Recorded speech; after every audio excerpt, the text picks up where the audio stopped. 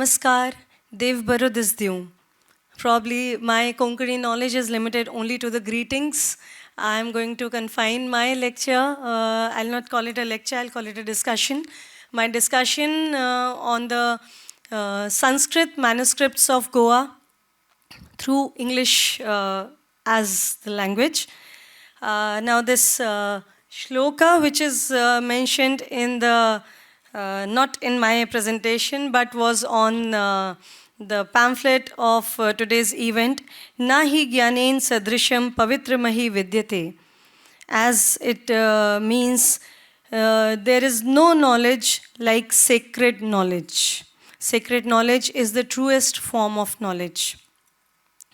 Today I will be discussing about the Sanskrit manuscripts of Goa, which are mostly about the pre-Portuguese manuscripts of Goa. Prior to me, such an enlightened person as Lakshman Pedre sir has already informed us about the entire periods of existence that are known to the people, right from the ancient times till the present day times. What kind of manuscripts have been there, what has been the kind of Sanskrit which was prevalent, and how it has progressed through as a tradition in the current day state. Till the present times, who all are the scholars. So all we get to know is, the basic line is that the Sanskrit tradition in Goa has forever been there and is still continuing, and people are trying to continue and preserve it.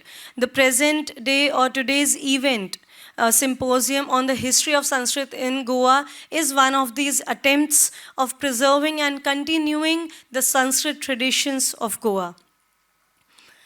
Before I go on to the presentation, I would also like to tell you that this topic is very close to my heart, especially because I did my PhD in this related topic, wherein I studied the history of Goa before the advent of Portuguese in Goa, and for which I had to discuss, I had to analyze and study the inscriptions, the Sanskrit manuscripts, which had been issued by the kingdoms that ruled Goa prior to the Portuguese. Right? Okay. Now there are a few names, not just Goa. Goa is popularly known in the rest of the country more for its Portuguese influences, Portuguese traditions, and or maybe we can say the traditions starting in the later medieval and the modern period. It is more popularly known by it. However, it is very important to know the common people here in Goa are more or less aware about it, but the rest of the country also needs to know that Goa is not separate when it comes to Sanskrit language, the use of Sanskrit, and the acceptance of Sanskrit in the state, in the politics, and in every sphere. So, when we think about Buddha Charit, when we think about Shakuntalam and Meghdut of Kalidas, or when we think about Kadambari, Kavyadarsh, Kirtanjanya, the Aihole inscription of Ravi Kirti, and when we think about the Sanskrit, the inscriptions of Goa, the only common thing about them is Sanskrit language. This is one medium which unites the entire country, which unites Goa with the rest of the country. Depending upon the geographical setting as also, the state is separated from the mainland because of the Western Ghats, yet in essence, it is connected to the rest of the country as well. Okay. So I have titled my presentation to Hidden Archives, Rediscovering Sanskrit Manuscripts of Goa. Rediscovering as in, as I was hearing several people over here who were asking that in the ancient times there is mention of Sanskrit. Then in the later times, that is the 18th century onwards, there again Sanskrit is coming to the fore. What happens in between? So it should be known that Sanskrit was never lost. It continued, whether to the fore or whether behind the doors, but the Sanskrit has always remained present. Today I am discussing the inscriptions right from the 4th century till the middle of the 16th century, that is till the fall of Vijayanagar Empire, 1565. Before I begin the main content about the inscriptions, here is a brief background that Goa is home to a rich multicultural heritage. Multicultural as in because it has been home to Hindu traditions, Buddhist traditions, the Jain traditions, the Portuguese traditions, several traditions, several culture, and so it can be called as an indigenous culture which has continued, which has been formed and is continuing here. There are influences of the Portuguese colonialism on the culture of Goa, and there are several traditions which are practiced till date that show the confluence of both Indian as well as Portuguese traditions.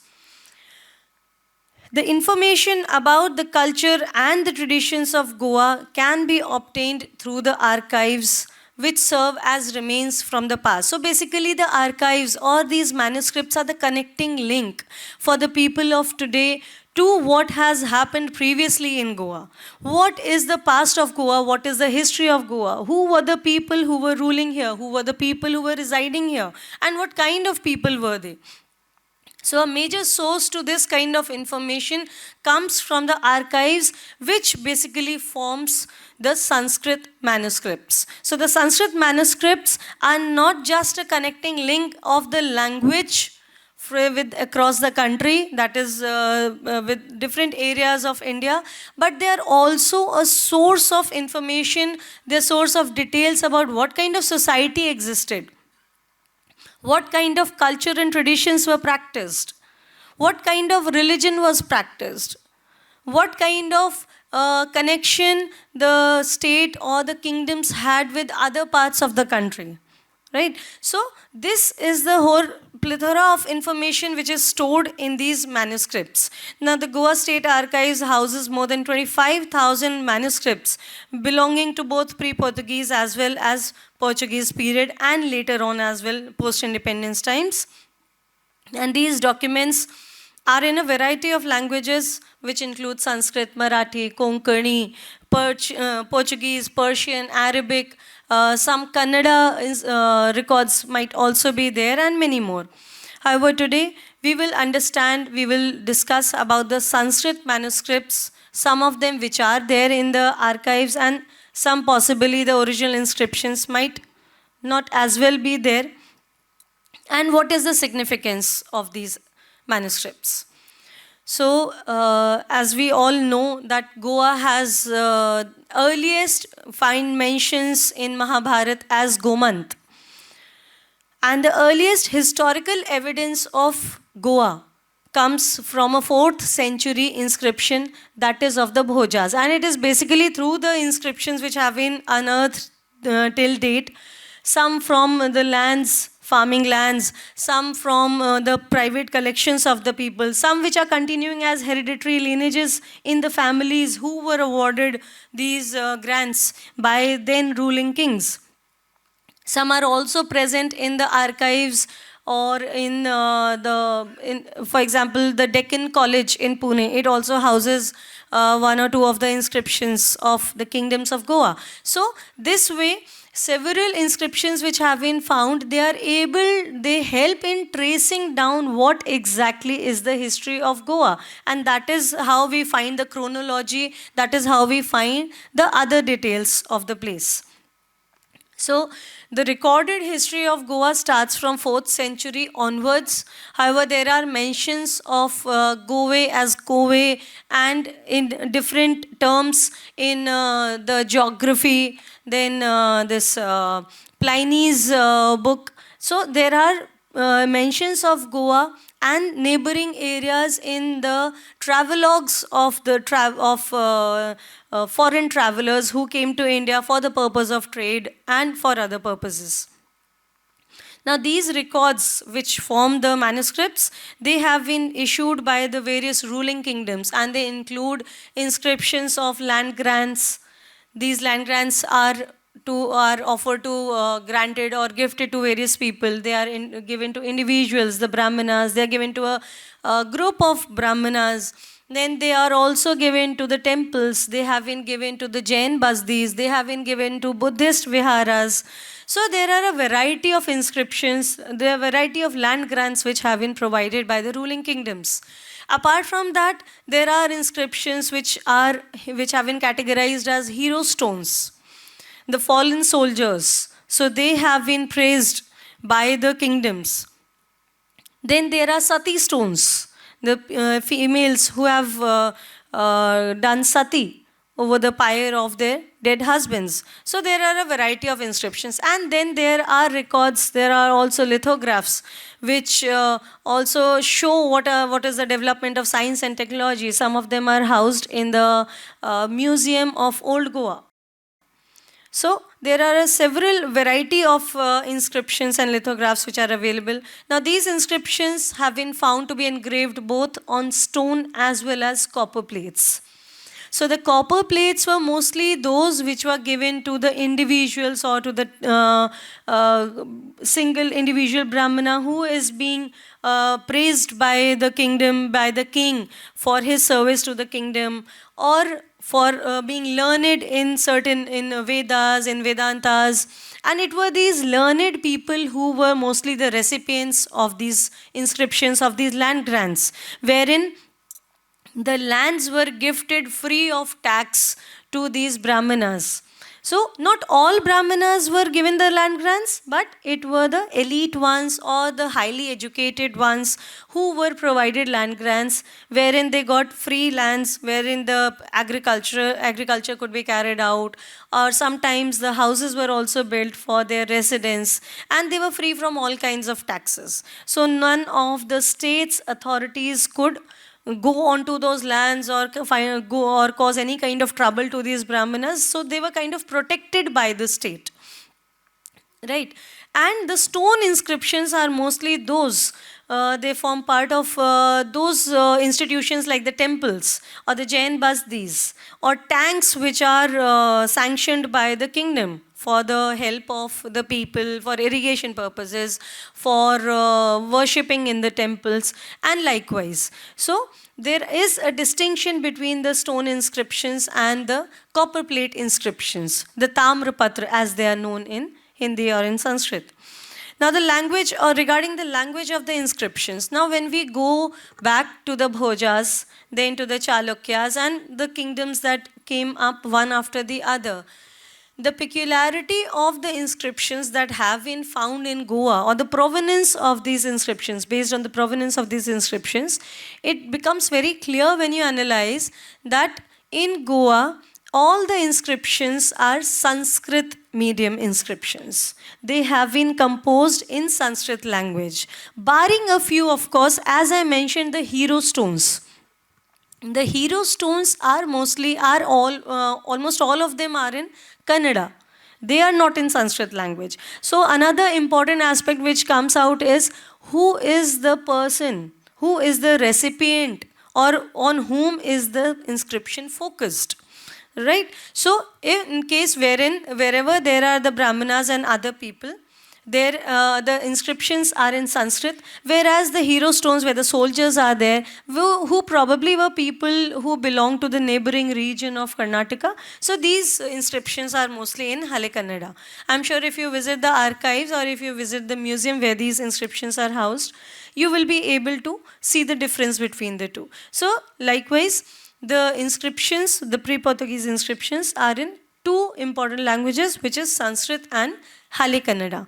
Now when we come to Sanskrit inscriptions, some of the inscriptions are in pure Sanskrit, in mature language where the grammar has developed, where the people have learned Sanskrit to the best of their performance.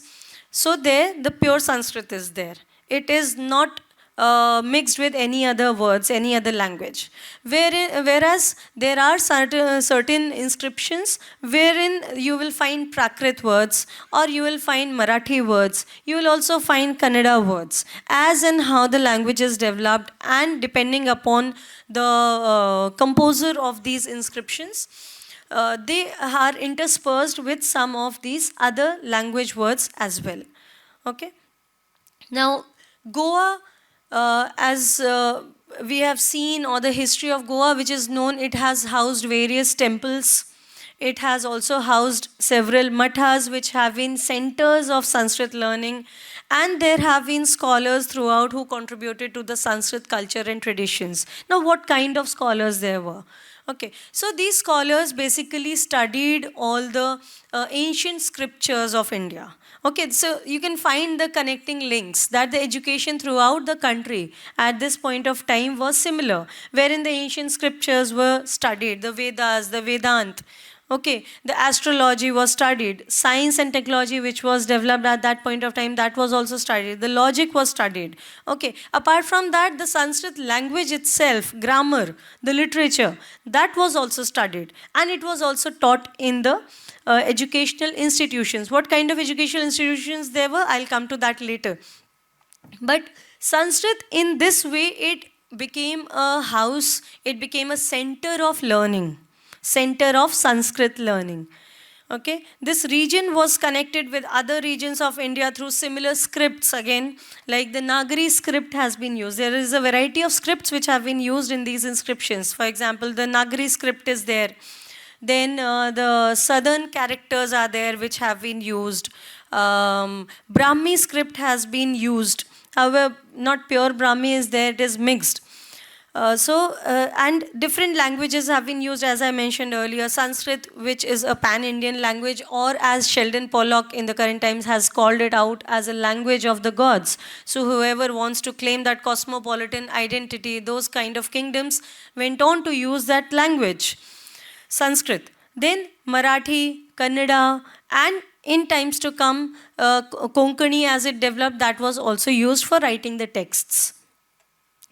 Now, Sanskrit, as I mentioned, it helped to create a cosmopolitan identity, right? That the kingdoms, they wanted to assume larger status. They wanted to assume a status that they are kings, mightful kings, and they are very popular kings. So what do they do, and how is it possible? So one of the agents of this popularity, of this validation, was the use of Sanskrit language, which actually enhanced and enforced the learning of Sanskrit. In fact, the rulers themselves, they projected themselves as learned in all the scriptures, in the Dharma Shastras, in the Vedas and Vedants. So, and not just the kings, but the queens also. There are queens of the Kadamba kingdom especially, who have been mentioned as highly learned in the scriptures. And they are also sourcing the establishments of educational institutions in the state. So, this is how they are not just creating cosmopolitan identity, but also enhancing the learning and teaching of Sanskrit and the use of Sanskrit in the state. However, once the colonization set in, it worked as a setback. Now, when we talk about the period in the 16th, 17th century, once the fall of Vijayanagar happened and the Portuguese took over the state, and so there was a setback to this Hindu traditions, to the Sanskrit traditions, Sanskrit cultures, where it is also mentioned that the reading, the learning, the speaking of the Indian languages was not permitted. The maintenance of the traditional scriptures, it was not permitted to the people.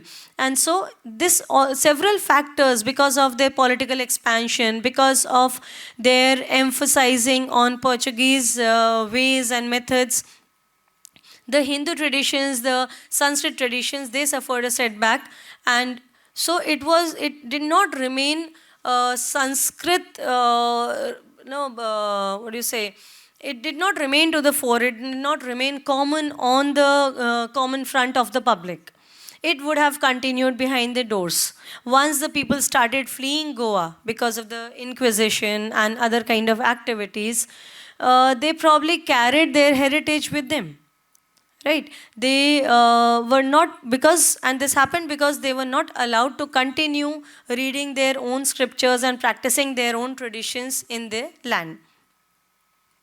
Now, about the rulers of Goa, according to the recorded history of Goa, the following have been the rulers in Goa, starting from the Bhojas, then the Chalukyas of Badami, then the Shilharas of Konkan, In between, there are Konkan Mauryas. Then the Kadambas of Goa are there. The Vijayanagar dynasty is there. And the feud between the Adil Shahi dynasty and the Vijayanagar dynasty happens. Then 1510, the Portuguese Empire finally takes over. And it establishes its empire, Estado da India.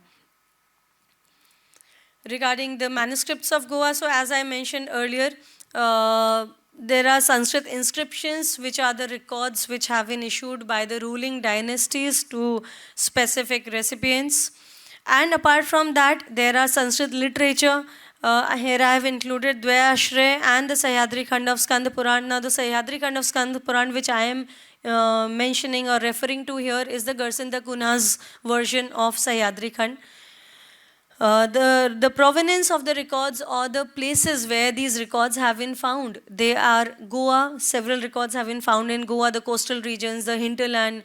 Then apart from that, they have been found in Karnataka region. They have also been found in Maharashtra. So it shows not just the fine spots, but it also shows the expanse of the dynasties. What were the geographical limits of the dynasties? So through the medium of Sanskrit literature, this is the variety of aspects of history that we get to know, that we can analyze and understand about the history of Goa, especially about the pre-Portuguese times. Now here are the land grants, the copper plates, inscriptions of some of the dynasties. So the Bhojas of Chandrapur. These are the plates of Devraja, which has been found in Shiroda. And the source of this particular plate is O Oriente Portuguese, from where I have found this photo. And if you see, this is somewhere, as far as I guess, I'm not into the language, the study of languages, but as far as I can understand, this is somewhat mixed, or this is Prakrit or southern characters, but the language of the text is Sanskrit. Then this another one this is one of the grants of Bhoja Prithvi Mallavarman. This is the second plate of of the inscription. This again is in Sanskrit language, and both these, apart from this, there are 4 more inscriptions. A total of 6 inscriptions of Bhojas of Chandrapur have been found. All 6 of them are composed in Sanskrit language. Now here comes, and they belong right from 4th century to the 6th century AD. And these inscriptions, when you come about to discuss about what kind of composition it is. So this composition is mostly in verse. It is a prose, sorry, not verse, it is a prose composition in Sanskrit language.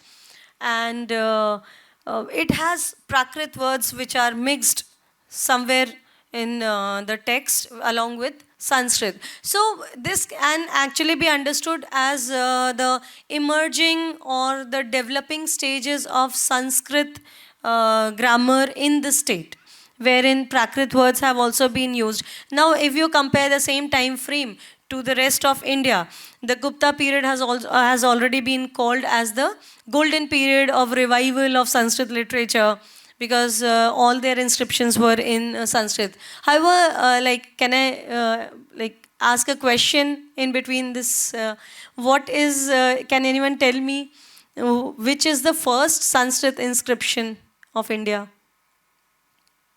If anybody knows.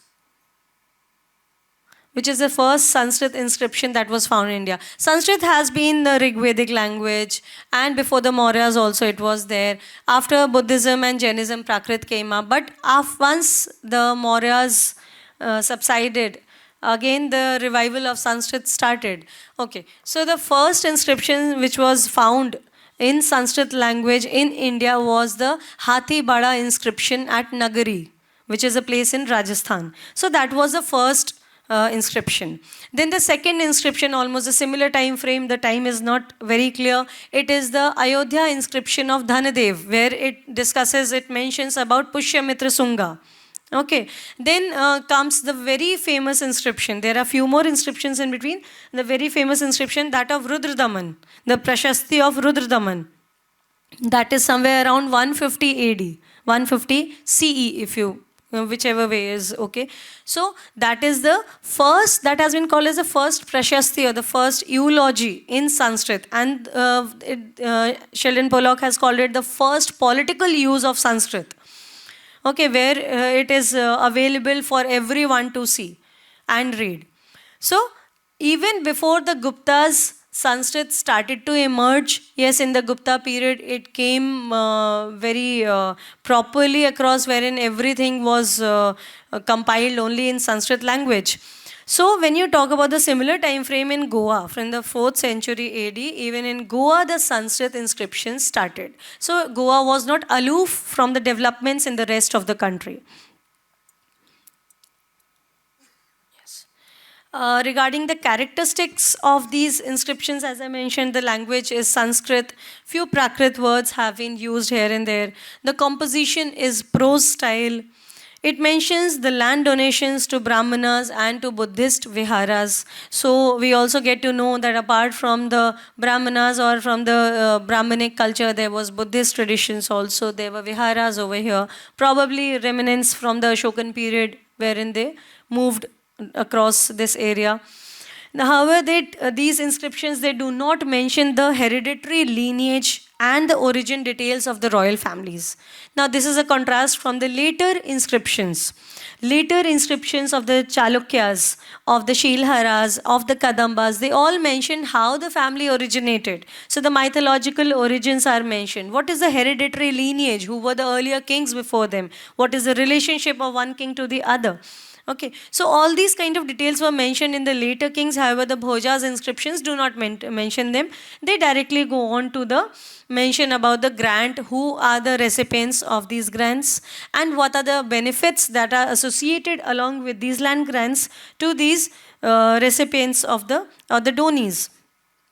So this basically shows the early stage of development of Sanskrit compositions in the region. The next ones are the Konkan Mauryas, who ruled between 5th and 6th century AD. Two inscriptions of the Konkan Mauryas have been found regarding their composition characteristics. So both of the inscriptions are again in Sanskrit language. Few Prakrit words again have been used in the compositions here as well. The composition is in a prose style, and they also record donations of land to Buddhist Mahavihara and to a learned Brahmin. It also tells wherein some of the traders come up and they grant, they provide gifts to the ruling king. This is the Bandora plates of Maurya Anuruddha Varman. It is from the 29th year of his reign. Again, this the text is in the script of southern characters and the language is Sanskrit.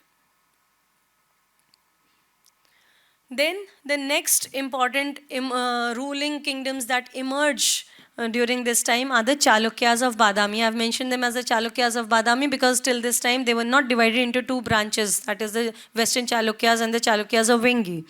So they are called as the Chalukyas of Badami. 8 copper plate grants have been found in and around Goa related to the Chalukyas of Badami, and they range from 578 AD to 750 AD.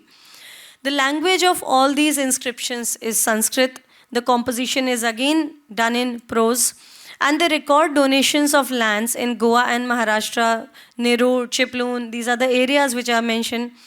And these inscriptions, they differ from the earlier inscriptions wherein they mention the hereditary lineage of the Chalukyas. They also mention their origins. And it also comprises of the eulogy of Chalukyan kings. As in, the composer has praised the Chalukyan kings and compared them to very strong elements from the nature and to gods. So this, if you compare these inscriptions to the earlier inscriptions, these are definitely a improvement or the more developed style of Sanskrit writing in the form of inscriptions. This is the Chiploon plates of Pulakeshi II. This is again in southern class of characters and the language is in Sanskrit. So the holes can be seen where the crest and the ring was present, which bounded both these plates together. Then another one is the plates of Vijaya Mahadevi. So it is not just the king, it is the queens also who issue inscriptions to the, or who issue grants basically. Inscriptions are the medium of these grants. So who issue grants to the temples and to the Brahmanas, to the learned Brahmanas.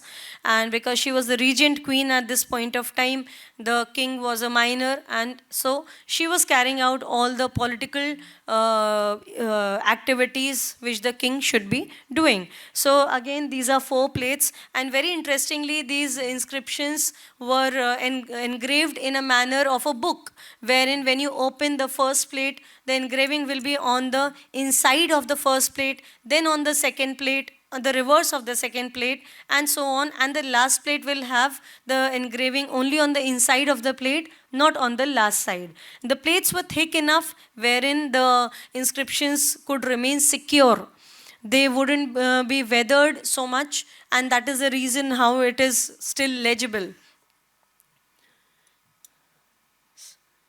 This is the famous Aihole Prashasti of Pulakeshi II by Ravi Kirti. Please, I'm sure this is not visible to any one of you, whatever is mentioned. And this is because I have myself taken this photograph when I visited the place. This is situated at the Meguti Jain temple. Ravi Kirti also was a Jain, and he wrote this Prashasti of Pulakeshi II. Now the normal land donations, inscriptions and the Prashasti are a bit different, wherein the Prashasti is actually written in the praise of the king. What kind of activities he is doing, how well he is performing, so many wars that he has won, and the kind of family that he belongs to. So all these kinds of things are mentioned here also by Ravi Kirti, and at a particular point of time, Ravi Kirti was also compared to Kalidas in terms of Sanskrit composition, in terms of Sanskrit grammar.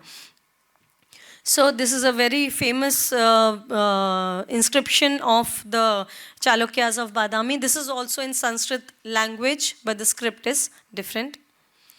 The next ruling houses of Goa are the Goa Shilharas. Now, the Chalukyas of Badami were subdued by the Rashtrakutas, and they established their rule through their feudatories in Goa through the form of Southern Shilharas or the Konkan Shilharas, or also known as the Goa Shilharas. The other two were the Northern Shilharas and the Thane Shilharas. So these 3 families of Shilharas are mentioned. And how do we know that these people were the feudatories of the Rashtrakutas? Again, it is through the medium of the inscriptions content. Right? Because these people, they eulogize the Rashtrakutas, they mention themselves as the feudatories of the Rashtrakutas, and they, whatever political activities are carried on, they are carried on in the name of Rashtrakutas by the Shilharas. So 3 grants or the 3 inscriptions of Goa Shilharas have also been found. They ruled between 750 AD to about 1020 AD in Goa. Now, when we mention Goa, please do not understand it in the current geographical form. The boundaries were different. It was not defined as has been defined by the post-independence times. Okay, so it is not just Goa of the present time, but some areas of Maharashtra as well, and probably some areas beyond Goa towards the south as well, which were under the control of the Shilharas. So 3 out of the 3 inscriptions, all 3 of them are in Sanskrit language. Now the composition from here on, it changes only from prose to prose and verses. Verses means in the form of poem, wherein specific Sanskrit meters, the grammar, out of Sanskrit grammar, certain meters have been used to compose these, to write these compositions. Now here, I'll show you next. These are Nagari letters now, which are now being used by the Goa Shilharas. So if you can analyze, you will see that gradually the Sanskrit grammar, the Sanskrit literature, both are developing in the region. So I hope it is visible.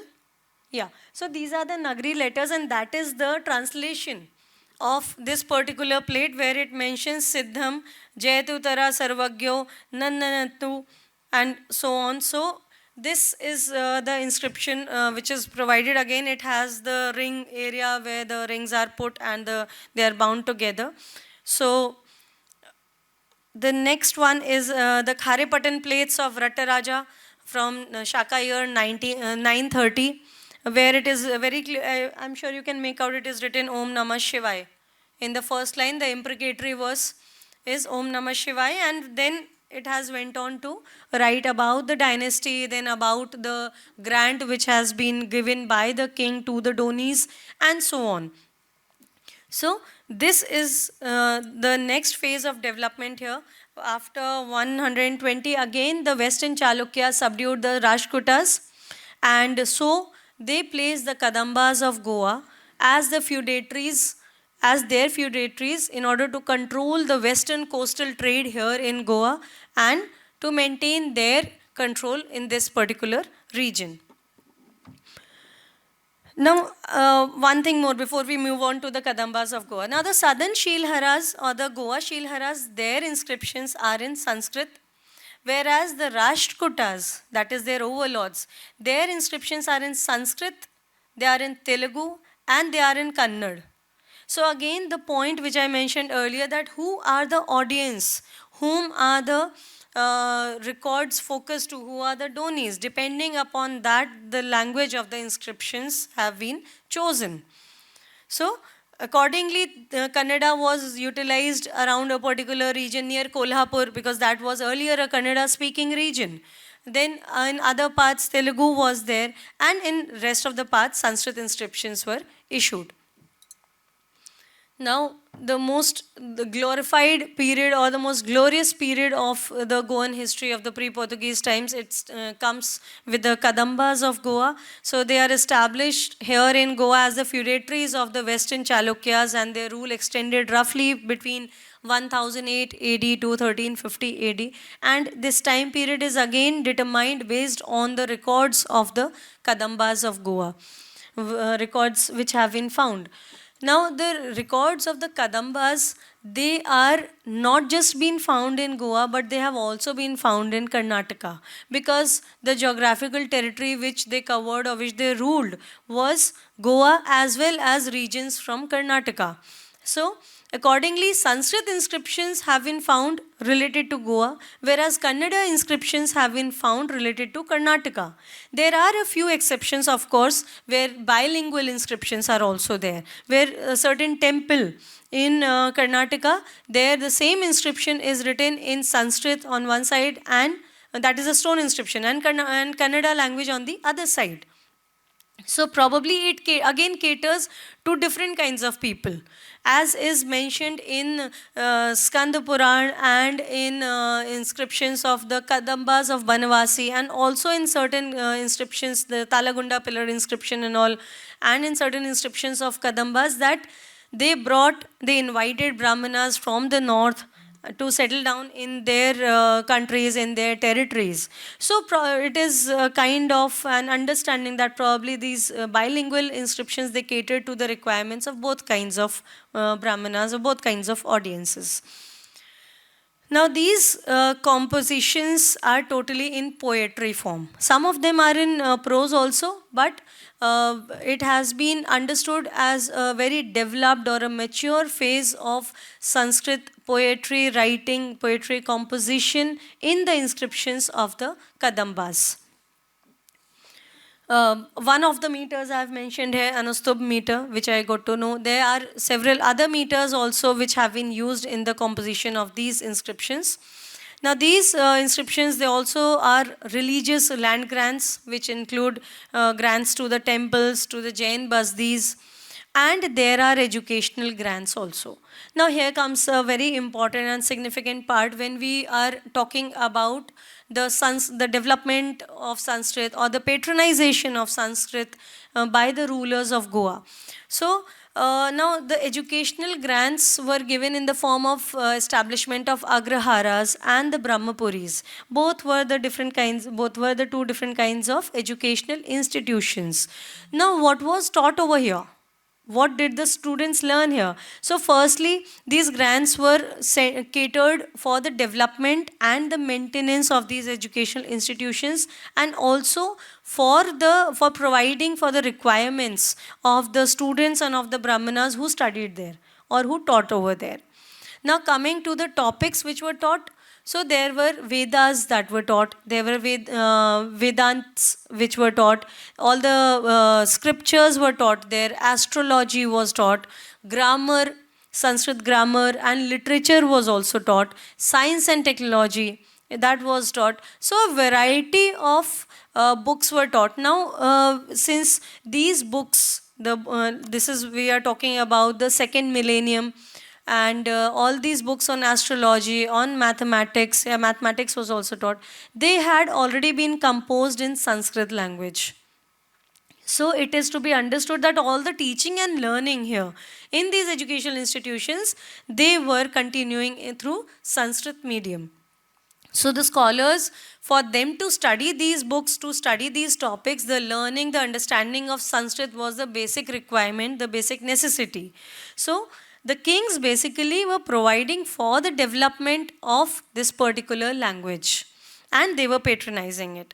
And the kind of compositions which have been composed, they show a developed stage of Sanskrit grammar and composition. Now this is one of the inscriptions. This is totally in Nagari script, and it is a copper plate grant of Kadamba Tribhuvan Malla belonging to Shaka 1028, and it is also written in Sanskrit, though it is not, because some of the letter formations of now of the Nagari script and earlier times, it was a little different, so it might not be very clear over here, but some of the letters can still be understood from here. Yeah. Now these are the translations of some of the inscriptions. Goa Charter of Jaykeshi 1, then the Gandevi inscription. Both these charters are very, very important and very famous. Goa Charter of Jaykeshi, it starts with Om Namah Shivaya, and it goes on to describe the king, his lineage, from where the kingdom started, who was the first king. It mentions Guhala Dev as the first king of Kadambas of Goa, and then it goes on to discuss about the taxation system of the Kadambas of Goa. Now, this is a very important source for people who want to study what kind of trade and commerce, or what was the economy, what were the economic processes of the kingdom. So, this is one important source wherein what kind of taxes were implied. Then, how much of tax was put on what kind of things? For example, on big ships that were entering the port of Gopakapatna, or what were those inland vessels supposed to pay. So these kind of different taxes were implied. Then apart from that, they were supposed to pay in cash. Cash, that means in gadyans, that were the gold coins or the drachams. Then some of the boats were supposed to pay in kind as well. Whatever objects they were carrying in their boats, they were supposed to pay taxes by by giving a particular share from their boats and submitting it to the state. So all this and much more information is provided in this particular charter. Sorry, I have enlarged it. Then this Gandevi inscription. This Gandevi inscription is at Somnath. It has been found at Somnath. So this king Guhala Dev and later kings also, they traveled to Somnath on their ships, along with, it has been mentioned that the entire population of Goa traveled with them to Somnath to pay homage to the Lord of Somnath, to Shiva. They have been mentioned as revering Lord Shiva in different forms. Saptakoteshwar was the lord of the kingdom of the kings, and so they went over there, and so they raised this. They provided grant to construct a mandapika, that is a market, at the port of Somnath. So this again provides information that what were the kind of relations that this particular kingdom had with other kingdoms. At that point, the Chalukyas of Anahilwada were ruling over that area. So what kind of relations they had, and what did they want to emphasize by erecting a particular inscription, by erecting a particular market in such a distant place. So all these kinds of information are available through these inscriptions. These are one or two examples. There are more than 135 inscriptions that have been found from about the Kadambas of Goa, in Goa and in Karnataka, if we add all of them. So one can construct the entire history, the sociological, the political history, what was the kind of administration that these people have. So all these information are stored through the medium of Sanskrit grammar into these inscriptions.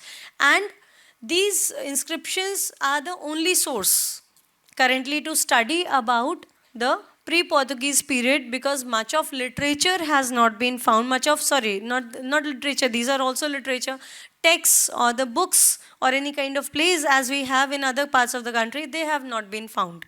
So these inscriptions are the major and the primary sources of understanding what the place Goa was like before the Portuguese came in. Now, what do these inscriptions tell us? What all they are able to tell us? So they firstly and foremost, they tell about the history of Goa and all aspects of the history of Goa, whatever you can think of. They tell what kind of identity these kings pursued, right? Were they ritualistic? Were they religious kind of kings? Or were they kings that patronized different religions? Okay. Then what were the languages that developed under them? We know by now that Sanskrit language developed profusely under the kingdoms, and especially under the Kadambas, because they established the educational centers also, which provided an impetus on the development of this particular language. Then what is the kind of society that was there? Was it a society, divided kind of a society? Were there castes which were there? Or what kind of divisions in the society were there? What kind of social practices were, or the traditions and culture which was practiced during that time? Then about the trade and commerce. What kind of trade and commerce was practiced? What were the sources of economy of this particular state? How did they earn their surplus? How did they grow and develop as a kingdom themselves? So all these kinds of information, where they tell us about agriculture, they also tell that there were Brahmanas who were learned in astronomy and that they helped in agricultural processes, right? Then the trades of gold, the variety of objects which were created.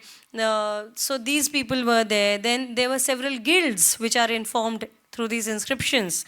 The Guild of Oilmen, Guild of Basket Weavers, Guild of Agriculturists. So all these information are provided here. What kind of state administration was there? What was the structure of administration? Were there any council of ministers? What were the officers like? How were they posted? How was the kingdom divided into smaller administrative units? Then the polity of the region, the religion, as we have seen, that there were Hindus, there were Jain, there were Buddhists, there was Brahmanical religion that was practiced, Vedic rituals were practiced. The kings promoted themselves as people who followed the Vedic rituals. They performed several yajnas. So, and that they were dharmic people. They had read all the Dharma Shastras. So that is another very important aspect that we get to know. Education and its development, as we have discussed about the Brahmapuris and the Agraharas and the various subjects that were taught over here. Vedic rituals and traditions. Then about the law and order and the state. How was the law and order maintained? Now, a very important aspect about the inscriptions are that when the land donations were given to an individual, the state guarded and protected the individual and his grant by means of dharma. They very clearly mention in the inscriptions that in case that nobody should be acting against the state orders, that is the donations which are given, and that these donations are tax-free, and whoever individual in the present time and in the future, in case happens to harm the person or harm his rights, shall be doing adharmic acts and shall bear the consequences as per the dharma. Right? So this was the kind of fear that was instilled within the people through the agency of dharma. Apart from that, there were officers like Dandanayak that are again mentioned here in the same sources, that were officers who had to take care of the law and order. Now, apart from the inscriptions, now why I have mentioned this particular piece of literature, Dvaya Ashraya Kavya. It was not composed in Goa. Okay, it was composed by a Jain guru, Hemchandra Suri, in Gujarat under the Chalukyas of Anahilwada, and there was this king Kumar Pal, about whom he has specifically given details about his life, how he is living his life, how he is ruling the kingdom and everything else. But here he has also, the author has mentioned about the existence of the Kadambas of Goa, about the daughter of Jayakeshi I, about the king Jayakeshi I, and so it becomes one of the Sanskrit sources of information. And another peculiar thing which we can understand here, that by this point of time, even the Jains, even earlier also the Jains, the Buddhists, they all were writing in Sanskrit grammar or in Sanskrit language itself. They were not writing in Prakrit. Or they might be writing in Prakrit also, but then they were also writing in Sanskrit. Right? So this is a very significant kind of a development which we get to know through these Sanskrit manuscripts. Right? So it was composed by a Jain guru called Hemchandra Suri under the patronage of the Chalukyas, and this composition is again a kavya or a poetry, and several meters were, when I read about it, it was somewhere around 25 or 29 meters of Sanskrit grammar which have been utilized in the writing of this particular text. Now, the Sahyadri Khand. So, Sahyadri Khand is a very popular text because it pertains to the information about the Sahyadris, the region of the Sahyadris, the region of the Sapta Konkan. Okay, and since I have referred, as I earlier mentioned, I have referred to the Garsanda Guna's Sahyadri Khand. So, the dating of the text in that particular text is not clear. That is why I have not mentioned it. Now this Sahyadri Khand is divided into two sections, Purvardh and Uttarardh. The Purvardh section basically deals with the emergence of the universe, how it was created, okay, and the details about it, how earth was created. All these things are there. Then the Uttarardh portion basically deals about the creation of Parshuram Kshetra, the significance of Gomanchal Kshetra, the emergence of the Brahmanas, how the Brahmanas were settled here in the Konkan region, then the kind of land grants that were given to the Brahmanas, and what was the significance of the Brahmanas, of the land grants to the Brahmanas.